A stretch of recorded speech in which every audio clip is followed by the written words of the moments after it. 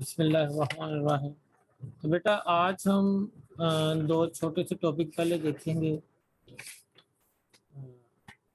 कि potential divider और current divider क्या होते हैं। ठीक है, ये हमें बड़ा काम देगा आगे सर्किट को सॉल्व करने में। पहले हम पढ़ने लगे हैं पोटेंशियल डिवाइडर के बारे में।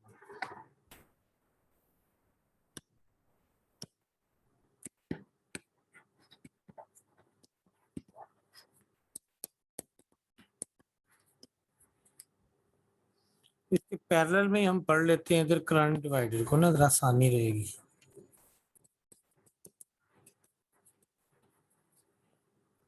देखिए बेटा, जब आप रेजिस्टर्स को सीरीज में लगाते हैं तो आपको पता है करंट सेम होता है।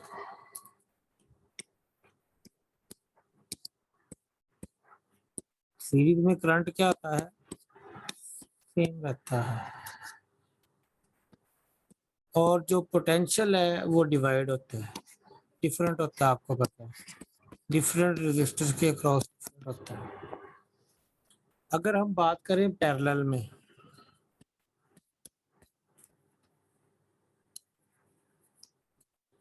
पैरेलल में आपको पता है कि जो पोटेंशियल है वो सेम रहता है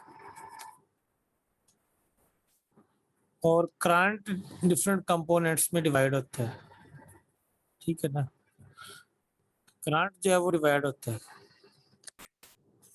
तो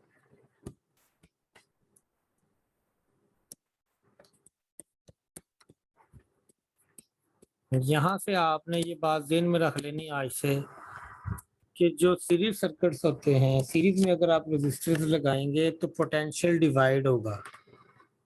Resistance in series divide the potential.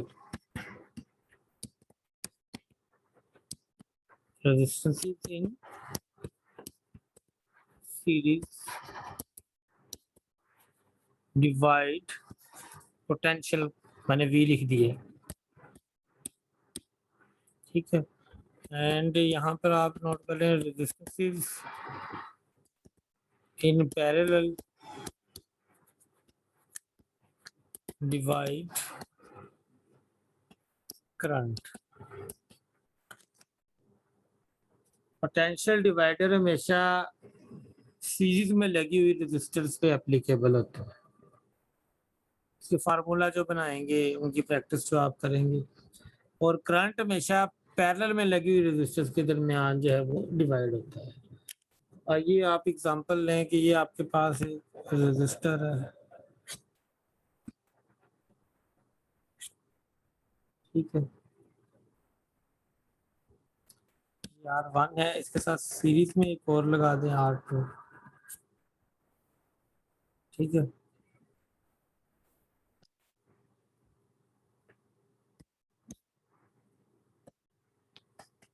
ये R1 है और ये R2 है। दोनों को आप कनेक्ट करें एक बैटरी के साथ।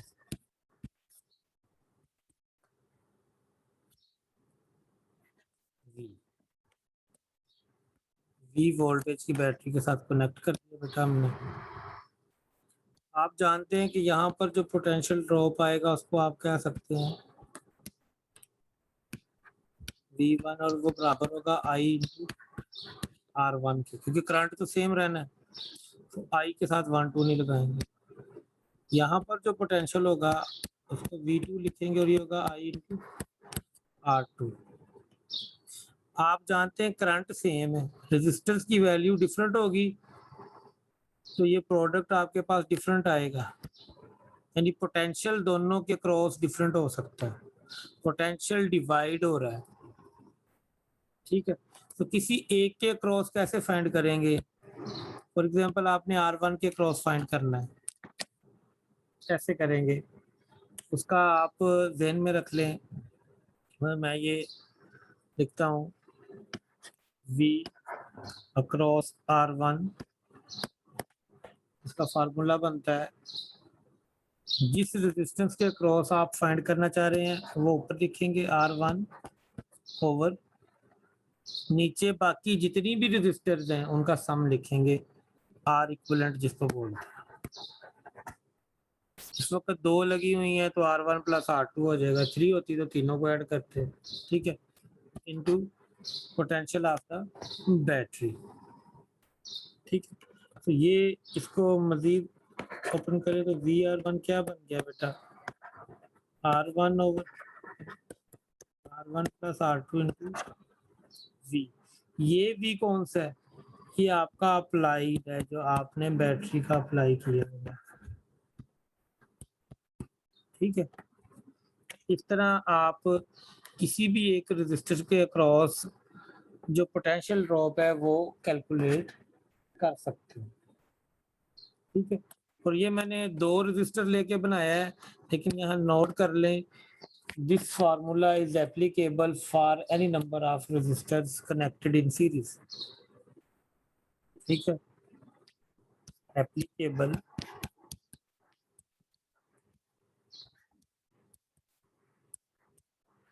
For any number of resistors connected in series. अच्छा बेटा, एक बात ध्यान में रखिएगा, पोटेंशियल डिवाइडर लगाने के लिए हमेशा हमेशा एक चीज का ख्याल रखना है कि सारी रजिस्टर सीरीज में लगी हैं, कहीं कोई रजिस्टर पैरेलल में ना आई हो। अगर वो पैरेलल में है तो उसको पहले सॉल्व करके सबको सीरीज में ला के फिर अप्लाई करेंगे, अदरवाइज अप्लाई नहीं होगा। अच्छा, तो इसको आप देखें, फार्मूला बना क्या, जनरलाइजेशन अगर इसकी मैं करूं तो आप इसको लिख सकते हैं, यानी वो रजिस्टर जिसके अक्रॉस आप पोटेंशियल फाइंड करना चाह रहे हैं, तो V R is equal to resistance over, नीचे क्या है, सारी रजिस्टर्स का सम है, तो sum of resistance of multiply voltage multiply by the applied voltage. आपके पास पोटेंशियल डिवाइडर का फार्मूला होता है। अब हम करंट को डिवाइड करते हैं, लाइक ये रेजिस्टेंस है R1 और इसके साथ एक और रजिस्टर लगा देते हैं,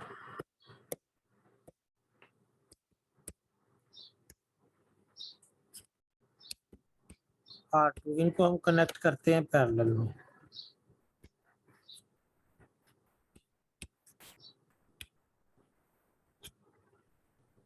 ठीक है। हमने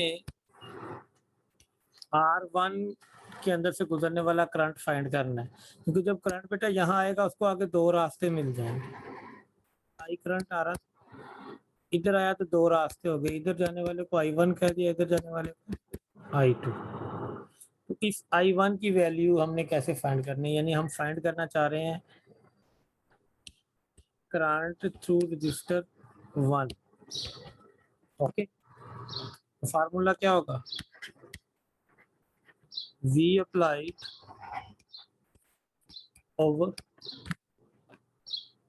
जब हम लास्ट यही बनता है ना, V is equal to I R, से I का फार्मूला क्या बनता है, V ओवर R। तो मैंने कोई नई चीज नहीं की, मैंने लिखा है I R1 is equal to V applied over R1। अब आपने जो आपके पास V अप्लाइड है, ठीक है, इसकी जगह पे आप लिख सकते हैं जो इसकी इक्विवेलेंट चीज होगी, और V किसके बराबर होता है, आई आर के होता है। तो आप इस V की जगह पे अब क्या लिख देंगे, I into R, I into R. भी कौन सा R लिखिए, R1 या R2, R इक्विवेलेंट लिखते हैं जनरल फार्मूले के लिए, ओके, डिवाइडेड बाय R1। अब आप क्या करेंगे, आप इस R इक्विवेलेंट की वैल्यू निकालेंगे, 2 रजिस्टर प्रोडक्ट में जब पैरेलल में लगी हो तो R इक्विवेलेंट कैसे निकलती है, प्रोडक्ट ओवर सम से। R इक्विवेलेंट की वैल्यू यहाँ पे इंसर्ट करेंगे लाके, तो I R1 क्या बनेगा, ठीक है, product over sum into I over R1, यही बनता है बेटा। कोई ऑब्जेक्शन है तो बता दें अभी। ओके है, यस सर यही बनता है। Yes sir. अब आप देखें R1 जो है वो R1 के साथ कैंसिल हो रहा है, तो आपके पास जो IR1 है वो बन रहा है, इधर से R2 बचा और नीचे R1 प्लस R2 और ये टोटल I, ठीक, ये आपके पास बन गया। अब इसको अगर आप जनरलाइज करें तो आप कैसे लिखेंगे, जनरलाइज करेंगे तो कैसे लिखेंगे आप इसको, हम इसको लिखेंगे I R is equal to, देखें ये दो रजिस्टर लगी हुई हैं, R1 के क्रॉस फाइंड कर रहे हैं, लेकिन न्यूमरेटर में R1 नहीं है बल्कि R2 है, ऐसे ही है। तो आप लिखेंगे जो उसके सामने उसके ऑपोजिट रजिस्टर है, अदर रजिस्टर लिख लें आप, ठीक है।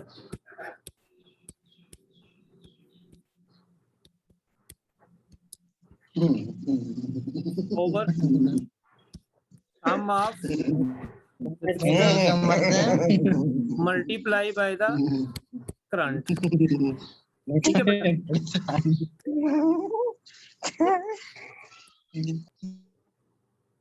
जी बेटा, तो ये आप फार्मूलाज नोट कर लें, आपको काम देंगे, ठीक है।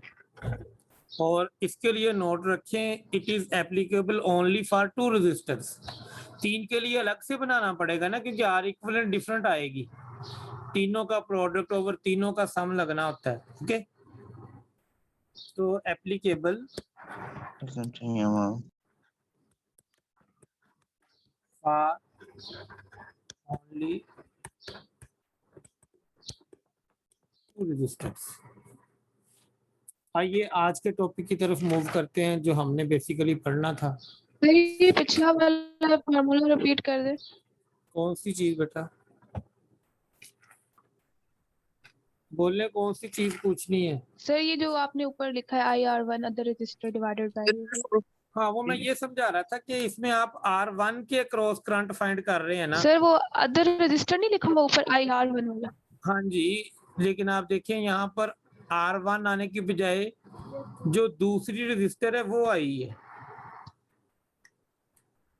इसलिए मैंने लिखा है R1 के क्रॉस फाइंड करेंगे तो यहाँ उसको छोड़ के जो दूसरी है ऊपर वो लिखेंगे, यानी यहाँ ऊपर R2 आएगा। अगर आप R2 के लिए करंट फाइंड करेंगे तो यहाँ ऊपर R1 आएगा, नीचे दोनों का सम ही आ रहा है। क्लियर हो गया? बोले जी बेटा। सर क्लियर है? Yes sir. चलो, अच्छा ये एडिशनल टॉपिक मैंने आपको करवाए थे क्योंकि सिलेबस का कोई पता नहीं है वो किस तरफ को लेके जाए। अब हम अपने मेन टॉपिक की तरफ आ रहे हैं और वो है पोटेंशियोमीटर।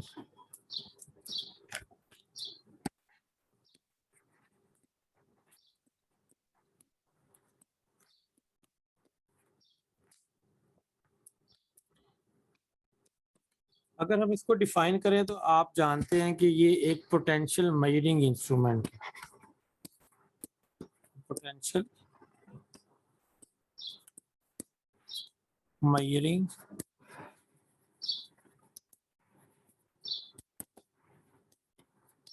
इंस्ट्रूमेंट।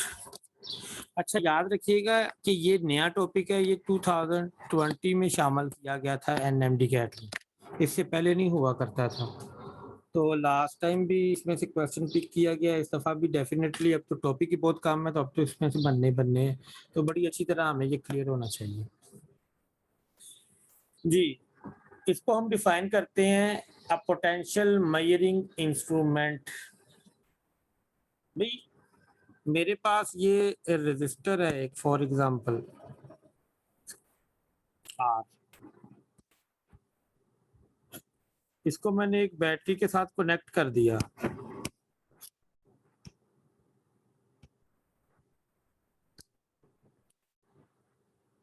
ठीक है, मैं चाहता हूं कि इसके क्रॉस जो पोटेंशियल ड्रॉप आ रहा है वो फाइंड कर सकूं। तो मैं क्या करता हूं, कौन सा मीटर यूज करते हैं हम लोग, बोलो बच्चों।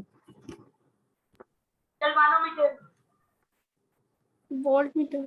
वोल्ट मीटर, गैल्वानोमीटर नहीं बेटा, वोल्ट मीटर। ठीक है, अब जरा आपने टेक्निकल पॉइंट समझना जो मैं कन्वे करना चाहता हूँ। इसमें से करंट गुजरता है आई, ये करंट आई जा रहा है। जब ये करंट आई यहाँ पे पहुंचेगा तो इसको दो रास्ते मिलेंगे, ऐसे ही होगा। Yes. दो रास्ते मिलने की वजह से क्या होगा कि कुछ करंट इधर भी जा सकता है। For example total 10 ampere current है, ठीक है, 10 एम्पीयर में से 9.5 एम्पीयर इधर चला गया, लेकिन 0.5 एम्पीयर के इधर जाने के भी चांसेस हैं। हो सकता है इधर 9 जाए, उधर 1 जाए, इधर 8 जाए, उधर 2 जाए, क्योंकि रास्ते जो दो हो गए ना। तो जब आप वोल्ट मीटर को लगाते हैं ना किसी भी कंपोनेंट के क्रॉस, उस कंपोनेंट का पोटेंशियल ड्रॉप फाइंड करने के लिए, तो वोल्ट मीटर एक काम शुरू कर देता है। क्या काम शुरू कर देता है, वो सर्किट का करंट विथड्रॉ करने लग जाता है। ठीक है, अब जब वो सर्किट का करंट विथड्रॉ करेगा तो जितना करंट कंपोनेंट में से गुजरना चाहिए था उतना नहीं गुजर पाएगा। ठीक है, और आप एक्चुअल वोल्टेज ड्रॉप फाइंड नहीं कर सकेंगे। सर रिपीट करें प्लीज। मैं ये बात बता रहा हूं कि किसी भी कंपोनेंट का पोटेंशियल ड्रॉप फाइंड करने के लिए उसके साथ पैरेलल में हम वोल्ट मीटर जब लगाते हैं तो वोल्ट मीटर सर्किट का करंट विथड्रॉ करने लग जाता है। क्यों करने लग जाता है, मैंने आपको यहाँ पे बना के दिखाया है कि जी जो करंट आ रहा है 10 एम्पीयर, उसको आगे जाके दो रास्ते मिल गए हैं, तो कुछ दूसरे रास्ते की तरफ चल पड़ा, सारा आर में से नहीं गुजरा, कुछ वी की तरफ जाने लग गया वोल्ट मीटर की तरफ। तो मैं ये कह रहा हूं कि जब वोल्ट मीटर को किसी कंपोनेंट के क्रॉस लगाते हैं उसका पोटेंशियल ड्रॉप फाइंड करने के लिए, तो वोल्ट मीटर सर्किट का करंट विथड्रॉ करने लग जाता है, जिसकी वजह से सारा करंट उस कंपोनेंट में से नहीं गुजरता। ठीक है, और आप एक्चुअल रीडिंग नहीं ले पाते। अगर वोल्ट मीटर की हम रेजिस्टेंस डिनाइट कर दें तो, हाँ ये आप बात आपने की ना अच्छी। क्या नाम है बेटे का? जी सर। नाम बताएं अपना। मुदस्सिर था। मुदस्सर, आपने बड़ी अच्छी बात की है। यही प्रॉब्लम आ रही है ना हमें कि वोल्ट मीटर करंट ड्रॉ करने लग गया है। तो मुदस्सर ने कहा कि आप रेजिस्टेंस जो है ना वोल्ट मीटर की बढ़ा दें, बढ़ाते जाएं, इतनी बढ़ा दें कि आप कहें जी वोल्ट मीटर की रेजिस्टेंस जो है वो इनफाइनाइट हो गई। जब इनफाइनाइट होगी तो ये कोई करंट विथड्रॉ नहीं करेगा। ऐसे वोल्ट मीटर को जिसकी रेजिस्टेंस इनफिनिटी होती है उसको आइडियल वोल्ट मीटर बोलते हैं। नोट कर लेते हैं ये बात जो हमें मुदस्सर ने बताई है। If R is equal to infinity, ठीक है, then the voltmeter is called ideal voltmeter. R is equal to infinity for ideal voltmeter. अब हमें जो प्रॉब्लम आ रही है ना बेटा, मुदस्सर सुन रहे हो? इनफाइनाइट रेजिस्टेंस प्रोवाइड करना इम्पॉसिबल है। हमारे पास कोई ऐसा मटेरियल नहीं है जिसकी रेजिस्टेंस इनफाइनाइट हो, इसलिए आइडियल वोल्ट मीटर बनाना प्रैक्टिकली पॉसिबल नहीं है।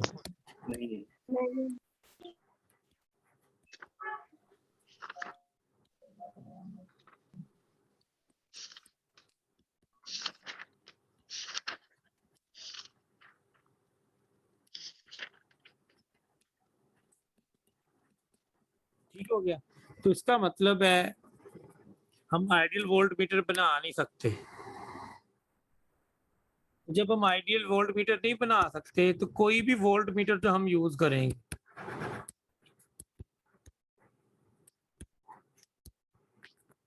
वो इनएक्यूरेट होगा। ऐसे ही है बेटा। Yes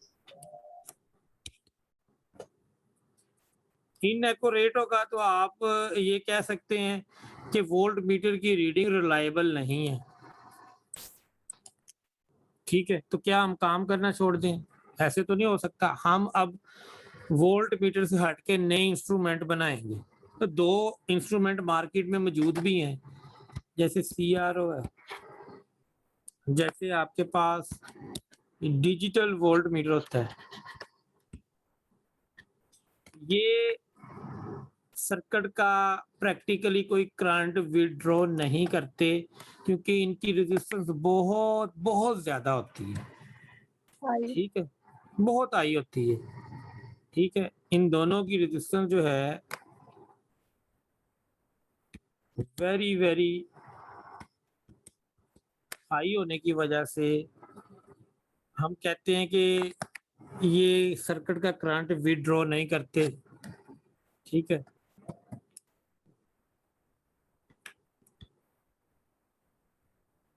current drawn from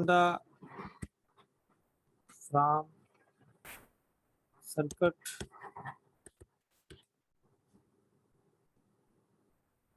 practically 0, क्योंकि ये करंट सर्किट से विड्रॉ नहीं कर रहे, इसलिए इनकी जो रीडिंग है वो एक्यूरेट होगी। तो हमारे पास वोल्ट मीटर को आप छोड़ें, हम नहीं आइडियल वोल्ट मीटर बना सकते तो कोई बात नहीं, हमारे पास CRO है, DVM है, इनकी मदद से हम एक्यूरेट पोटेंशियल डिफरेंस फाइंड कर सकते हैं। लेकिन अब एक और प्रॉब्लम आ गई है कि ये बड़े एक्सपेंसिव है। हम हर स्कूल में, हर कॉलेज में, हर लेबोरेटरी में ये प्रोवाइड नहीं कर सकते। They are very expensive. Number 2, they are difficult to use.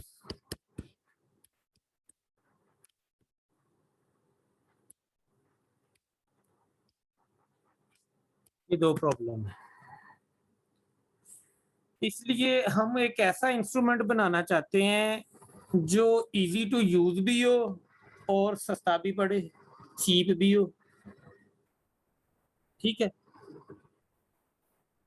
ताकि हर जगह पे हम वो प्रोवाइड भी कर सके, हमें कॉस्ट प्रॉब्लम ना आए और हर कोई उसको यूज भी कर सके, उसको सीखने में बहुत ज्यादा टाइम ना लगे। तो ऐसे इंस्ट्रूमेंट का नाम है पोटेंशियोमीटर।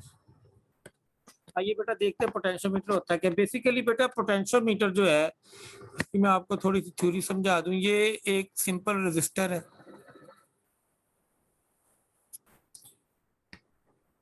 इसके 3 टर्मिनल होते हैं, 2 फिक्स होते हैं और एक टर्मिनल इसका मूवेबल होता है। ओके,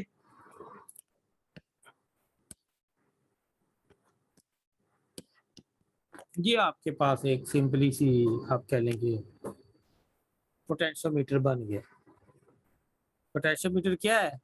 एक सिंपल रेजिस्टर है, एक सिंपल सी वायर है, 10 रुपए की 5 रुपए की बाजार से खरीदे, उसके 2 पॉइंट जो है वो 2 टर्मिनल जो फिक्स कर दें और एक उसके साथ स्लाइडिंग कॉन्टैक्ट लगा दें, तो वो आपका पोटेंशियोमीटर तैयार है। और कोई लकड़ी 10-20 रुपए की खरीदें, उसके ऊपर इसको फिक्स कर दें, लो जी 100 रुपए में आपका पोटेंशियोमीटर तैयार हो जाएगा। कहाँ लाखों रुपए की मशीन हैं, कहाँ आप इतना सस्ता पोटेंशियोमीटर बना लेते हैं और वो काम भी एक्यूरेट करता है।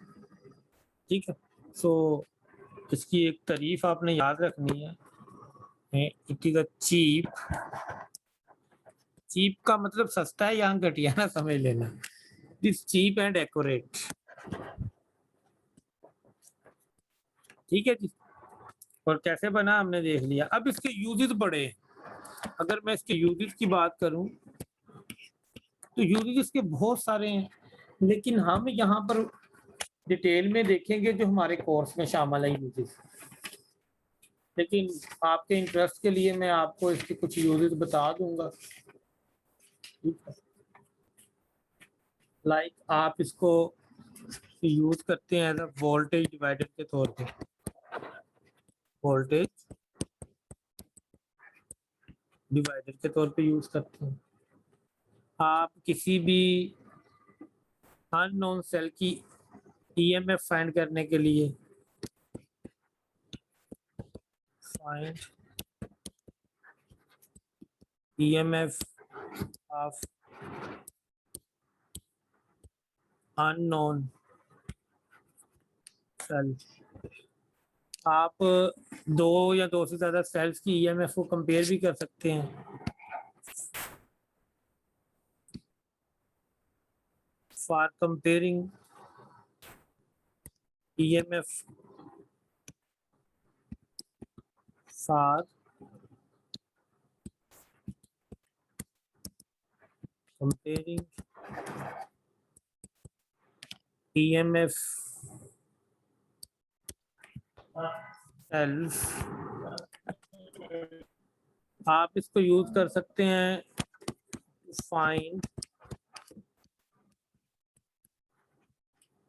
Internal resistance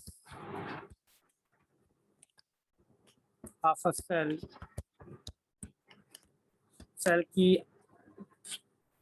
internal resistance find करने के लिए आप इसको यूज कर सकते हैं। It uses as variable resistor. Variable resistor के तौर पे आप इसको यूज कर लेते हैं। इसके अलावा और भी यूजेस हैं, लीनियरिटी कंट्रोल के लिए, वॉल्यूम कंट्रोल के लिए, टोन कंट्रोल के लिए। ठीक है, लीनियरिटी कंट्रोल, ये चीजें आपने सुनी भी नहीं होगी। वॉल्यूम कंट्रोल, सर ये क्या कंट्रोल लिखा है?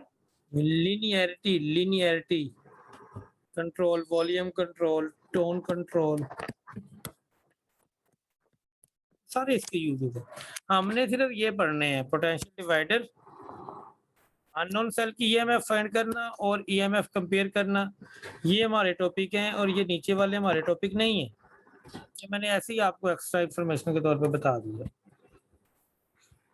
ठीक है, हमने सिर्फ जो पढ़ना है उसके साथ अपना लिंक रखेंगे। तो आइए देखते हैं कि आप इसको एज अ पोटेंशियल डिवाइडर कैसे यूज करते हैं। तो ये मेरे पास एक रजिस्टर है। ठीक है जी, इसका टर्मिनल ए है,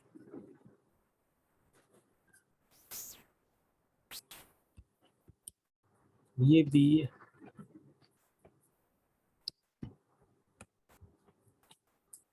और ये इसका टर्मिनल है सी। ठीक है बच्चों, अब मैं इसको बनाने लगा हूँ पोटेंशियल डिवाइडर। तो मैं क्या करूँगा, इसको एक बैटरी के साथ कनेक्ट कर दूंगा। ये एक बैटरी है,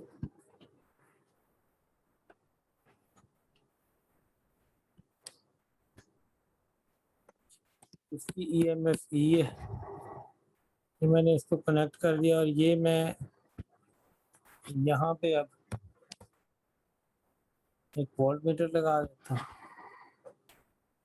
इसको मैंने लगा के ये कनेक्ट कर दिया। ये जो मेरे पास पॉइंट ए और सी है, यहाँ तक की रेजिस्टेंस को मैं आर कह देते हैं, स्मॉल आर। और टोटल रेजिस्टर तो आप जानते ही हैं, रेजिस्टेंस जो है टोटल वायर की वो आर। ठीक है बेटा, हम चाहते हैं कि ए और सी टर्मिनल जो है, पोटेंशियल डिवाइडर का फार्मूला लिखवाइएगा,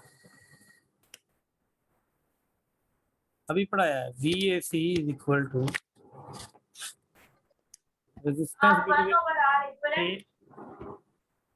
देखिए मेरी बात सुनो, मैंने आपको ये फार्मूला पढ़ाया था, V R is equal to R over R one plus, R equivalent. ठीक है, ये आर इक्विवेलेंट लिख देते हैं जी। आप multiply by voltage Voltage applied. To applied voltage, यही होता है ना बेटा। तो Yes, मैं sir. ए और सी टर्मिनल के दरमियान पोटेंशियल फाइंड करना चाह रहा हूँ, तो मैंने लिखा है वी ए सी। तो यहाँ पे मैं ऊपर कौन सी रेजिस्टेंस लिखूंगा, ए और सी के दरमियान जो रेजिस्टेंस होगी, resistance Yes, sir. Between A and C over total resistance R into Applied voltage. Applied voltage. Very good. तो अप्लाइड कितना है आपके पास, ई है ना। तो ये आप देखें हमारे पास फार्मूला बन गया। अब इस फार्मूला तक तो कोई प्रॉब्लम नहीं है, इसको एक्सप्लेन करना शुरू करूं आगे। Yes, sir. चलो आप देखें कि जब आप सी टर्मिनल को मूव करते हैं और चले जाते हैं ए पर, सी से ए पे चले गए, तो आपकी ए और सी क्योंकि सेम हो गए तो इनके दरमियान रेजिस्टेंस क्या हो जाएगी, 0 हो जाएगी। सही कह रहा हूँ गलत कह रहा हूँ? कह रहे हैं सर। सही कह रहे हैं सर। आप सी को जब ए पे मूव करके ले जाएंगे तो आर ए सी 0 हो जाएगा, क्योंकि आप ए की पॉइंट पे आ गए हैं। तो यहाँ पर जब आप 0 पुट करेंगे तो आपके पास 0 हो जाएगा सर। वी ए सी भी क्या आएगा, 0। ई ओवर ई मल्टीप्लाई होंगे तो 0 हो जाएगा सर। 0 ओवर आर इंटू ई, सारा कुछ होने के बाद 0 ही आ जाए। मैं कर देता हूँ, आप अगर चाहते हैं। वो वी ए सी क्या हो गया, 0। ठीक है बच्चे। अब अगर हम ऐसे करें कि सी टर्मिनल को मूव करें और बी की तरफ जाएं, पहले हम ए की तरफ आए थे, बी की तरफ जाएं, तो जब आप बी पे जाएंगे तो जो आर ए सी है वो किसके बराबर हो जाएगा, बराबर हो जाएगा Capital बड़े R. आर के बराबर। बड़े आर के। सो जब आप सी को मूव करके बी पे जाते हैं, आर ए सी बराबर हो जाता है कैपिटल आर के, और इसको अगर हम पुट करें तो वी ए सी क्या आता है, capital R over capital R into V applied, क्योंकि इस वक्त आपने ई लिखी हुई है। ठीक है, आर आर से कट जाएगा तो वी ए सी क्या आ जाता है, Applied voltage. यहाँ से हमने क्या सीखा, नोट करें। आप 0 से लेके अपने सेल की ईएमएफ के बराबर तक वोल्टेज में एक्यूरेट में कर। हाँ डिवाइड कर सकते हैं, जितना मर्जी आप यूज करें, जितना मर्जी छोड़ दें। ठीक है, अभी फाइंड करने की बात नहीं की आपकी, बेटा बात ठीक है, वो पॉइंट अभी हमने पढ़ना है। अभी मैंने डिवाइड करने की है कि आप 0 से लेके ई तक कोई भी वैल्यू यूज कर सकते हैं। आइए अब इससे थोड़ा आगे चलते हैं और जाके देखते हैं कि जी मेजरिंग ऑफ अननोन ईएमएफ कैसे होती है, अननोन ईएमएफ को कैसे फाइंड करते हैं?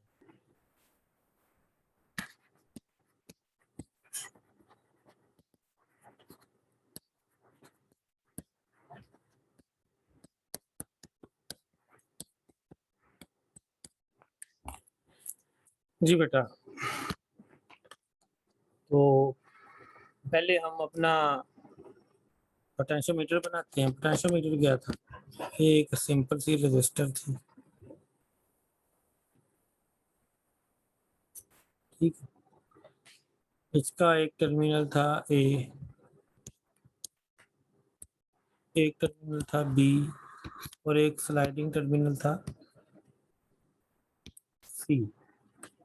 ये पोटेंशियोमीटर था, ठीक है। इसको हमने जब पोटेंशियल डिवाइडर के तौर पे यूज किया तो एक सेल के साथ कनेक्ट किया था, जिसकी ईएमएफ है ई।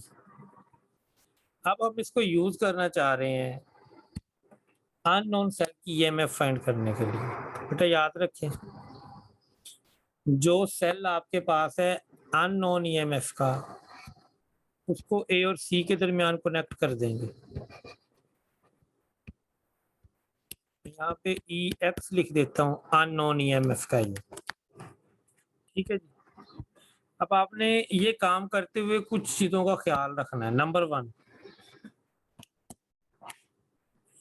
याद रखें कि जो आपका अननोन ईएमएफ वाला सेल है उसका पॉजिटिव टर्मिनल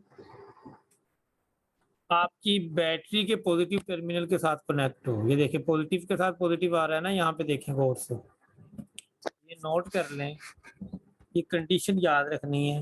कनेक्ट इस तरह करना है कि positive terminal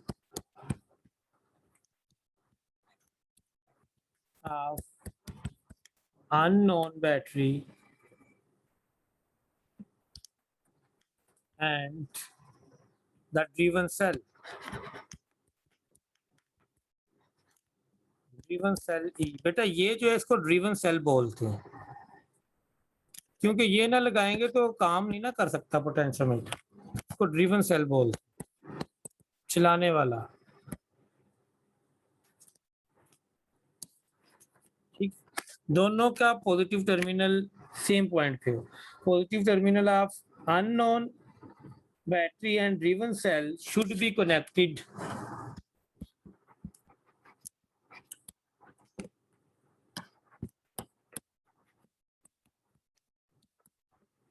to the same point, और इस वक्त वो सेम पॉइंट कौन सा है, ए। ओके, और आपकी बैटरी का जो नेगेटिव टर्मिनल है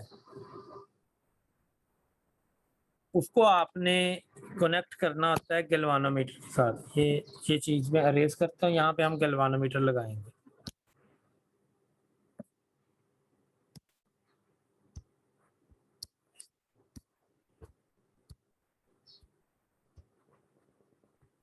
Negative terminal of the battery should be connected with the galvanometer, ठीक है।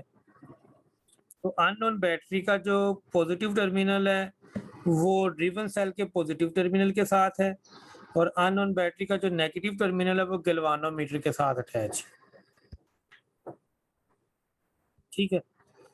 और गैल्वानोमीटर का जो दूसरा टर्मिनल है वो पॉइंट सी पे है। ये हमने कनेक्शन कर दिए हुए।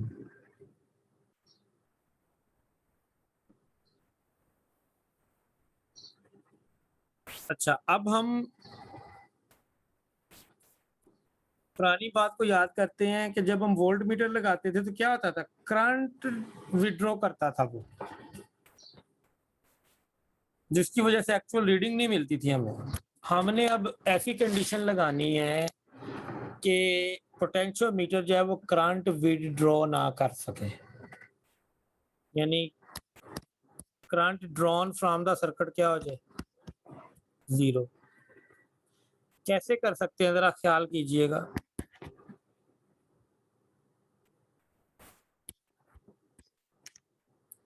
आपके पास formula V equal to I R पढ़ा हुआ है ना आपने? अच्छा, करंट, हमने करंट का फ्लो जीरो करवाना है। करंट कब फ्लो करता है? जब पोटेंशियल डिफरेंस होता है। तो हम डेल्टा V को जीरो करेंगे। क्या करेंगे? डेल्टा V को क्या कर देंगे? जीरो। जब डेल्टा V जीरो होगा, हम कह सकते हैं कि करंट जीरो है। आप छोड़ दें हम क्या पढ़ रहे हैं, आप सिर्फ ये बताएं कि करंट पोटेंशियल डिफरेंस की वजह से फ्लो करता है या पोटेंशियल की वजह से फ्लो करता है? शाबाश बोल। पोटेंशियल डिफरेंस की वजह, पोटेंशियल डिफरेंस की वजह से। ठीक है, हम चाहते हैं कि करंट जीरो हो जाए, ये करंट विथड्रॉ ना करे।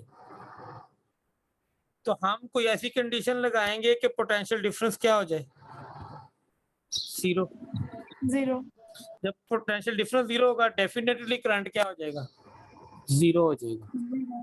तो हमने अब करना क्या है, अब देखें ना, ये गैल्वानोमीटर का जो पॉइंट है, जो नेगेटिव टर्मिनल ऑफ बैटरी के साथ अटैच है, ठीक है। इस पॉइंट, मैं कलर चेंज कर देता हूँ,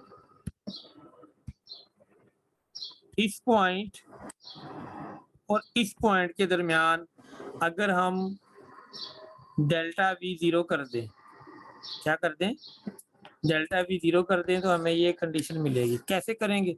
वो हम ऐसे करेंगे कि ये पॉइंट C मूवेबल है, इसको हम A से लेके B तक मूव करेंगे, ठीक है। जहां पे गैल्वानोमीटर की रीडिंग नल हो जाएगी, वहां हम रुक जाएंगे। यानी A से B तक इसे मूव करेंगे, ऐसा ऐसा मूव करते रहेंगे। एक पॉइंट ऐसा आएगा कि गैल्वानोमीटर की रीडिंग जीरो हो जाएगी, इसका मतलब करंट फ्लो नहीं कर रहा, ठीक है।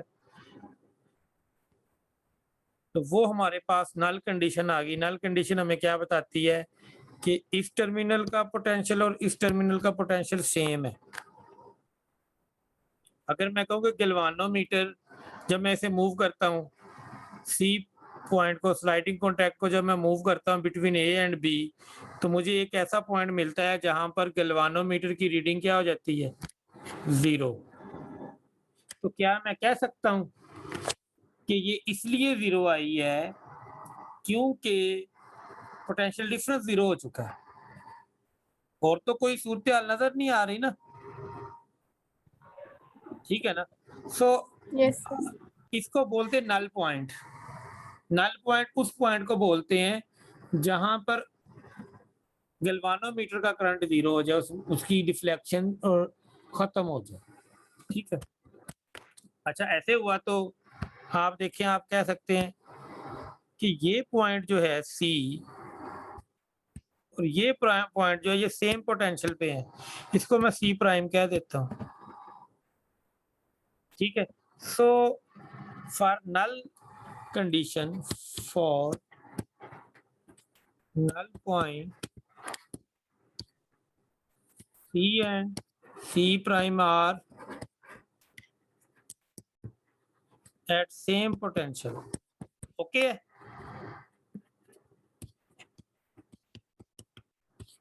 ये बात समझ आ गई? जी। Yes sir. अब दूसरा पॉइंट समझिएगा। ये पॉइंट A है, अगर मैं यहाँ पर एक पॉइंट लगा दूं, तो इन दोनों पॉइंट के दरमियान कोई चीज तो कनेक्टेड नहीं है।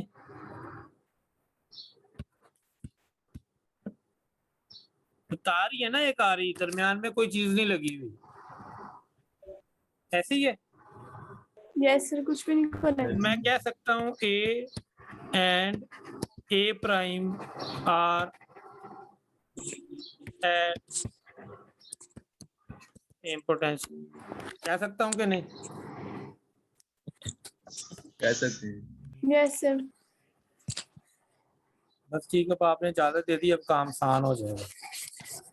अब आप देखें,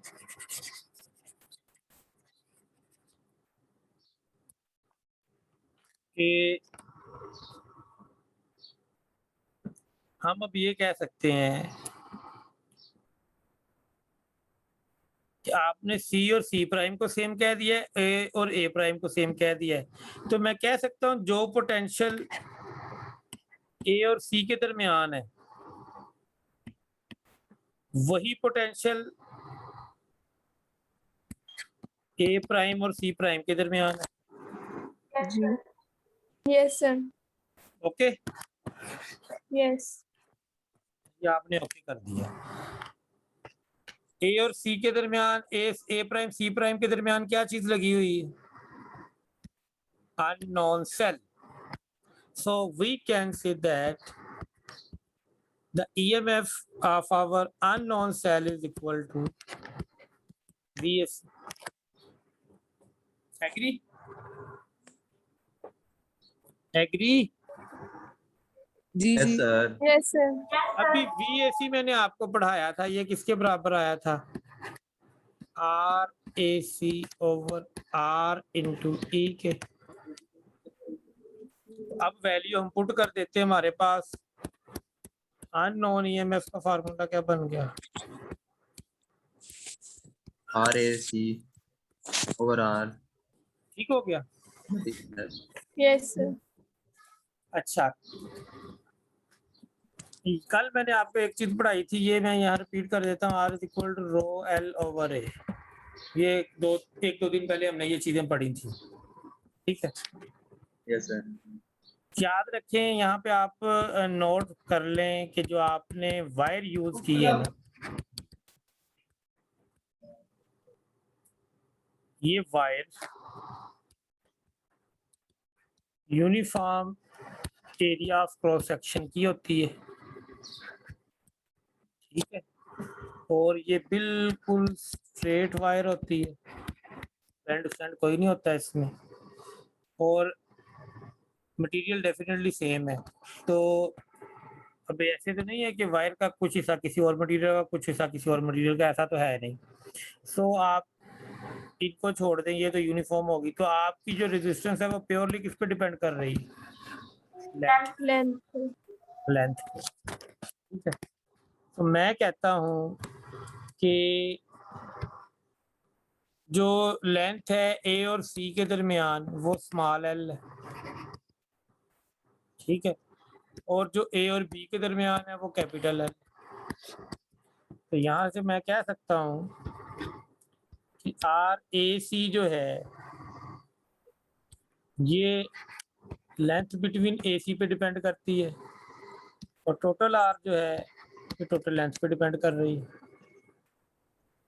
तो मैं इनको रिप्लेस करते हुए यहाँ लिख सकता हूँ E X is equal to L L E C divide over L into K I. Yes, sir. इस स्मॉल लेंथ को हम बैलेंसिंग लेंथ बोलते हैं। क्या बोलते हैं? Balancing line. बैलेंसिंग लेंथ वो होती है जहां पर करंट जीरो होता है गैल्वानोमीटर का, याद रखना। सो इस तरह आपने अननोन सेल की ईएमएफ फाइंड कर ली।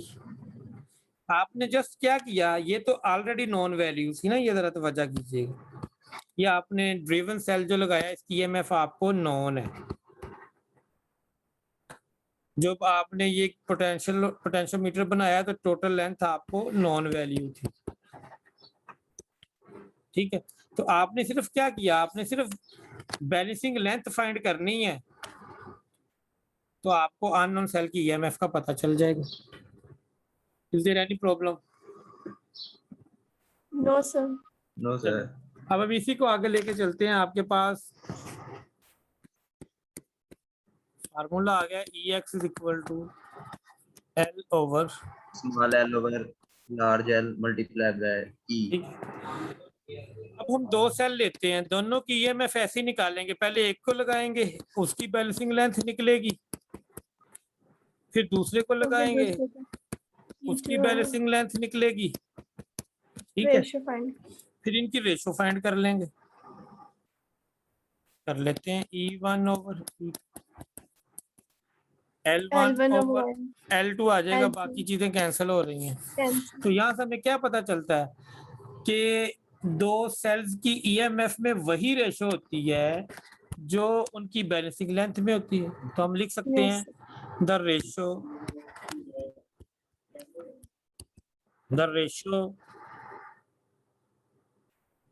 Of the EMF of the cells is Is equal equal to ratio of the balancing line. the the ratio of of the the balancing length. lengths. length.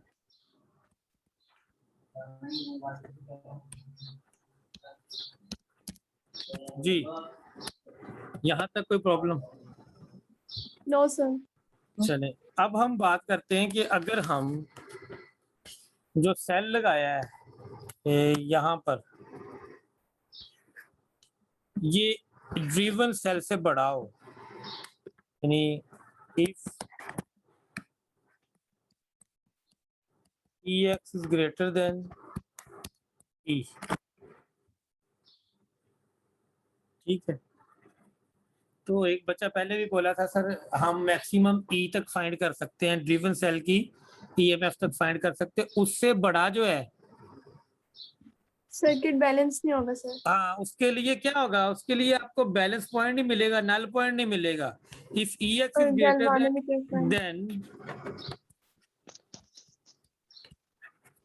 null point will not lie Will not in be the wire. obtained. is not obtained.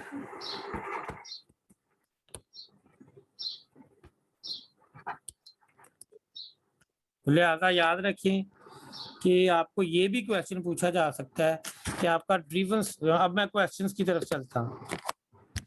पहला question बना लेते हैं।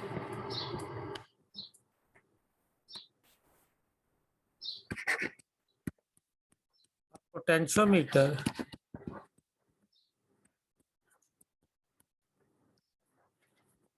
as a driven cell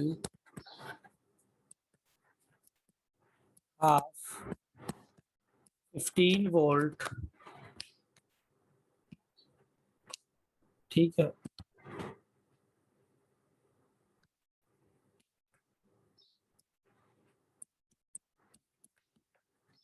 it can be used to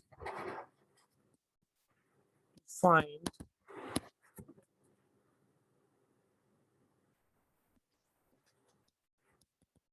which one of the following cell. आपको 4 cell दिए गए हैं। तो आपका पहला सेल है वो 20 वोल्ट का है, दूसरा 30 वोल्ट का है,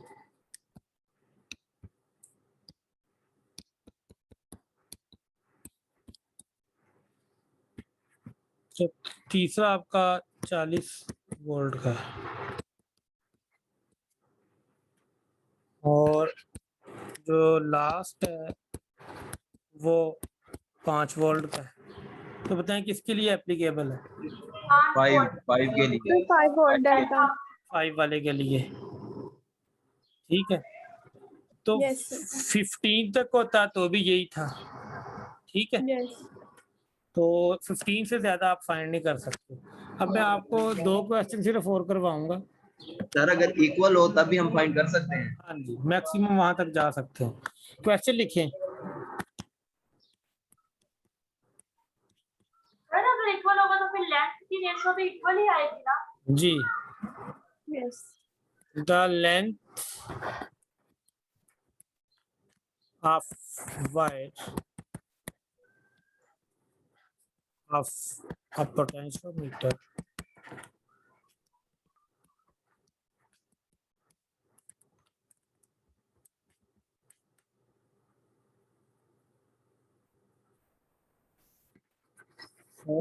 centimeter is connected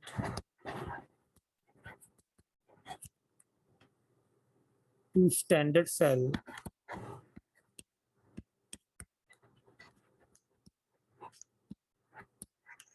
your standard cell of EMF 6 volt, ये 6 वोल्ट जिसको स्टैंडर्ड सेल बोल रहे हैं, यही स्टैंडर्ड सेल ड्रिवन सेल होता है. Okay, Yes. Balancing point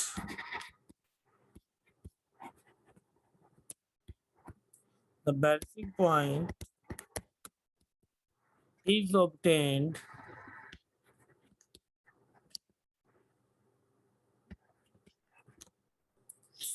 at 100 centimeters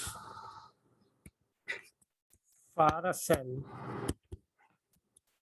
of unknown EMF.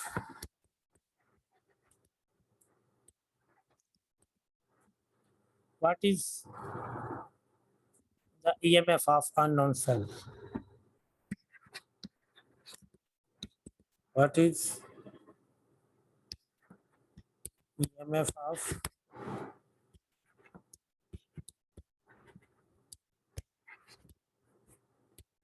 बेटा फार्मूला सर 3/2 आएगा, 3/2 आएगा. 3/2 आएगा. चले, Yes, sir. E x is equal to L over L into E आएगा. यहाँ पे E x is equal to 1 balancing length 100 है यानी 1.5. और ये 400 है टोटल लेंथ, ये 6 है. ठीक है, तो बिल्कुल ठीक आंसर आपने 3/2 Yes, sir. 1.5 वोल्ट. ओके, बड़े आसान सवाल हैं. एक और करते हैं. For two cells A and B,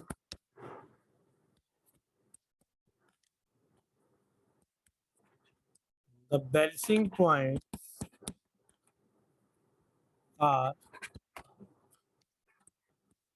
20 centimeter and 30 centimeter respectively. What is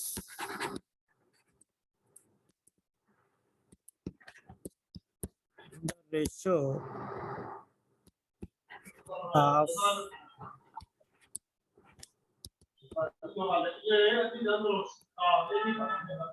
2/3 आएगा, 2/3. 2/3, sir.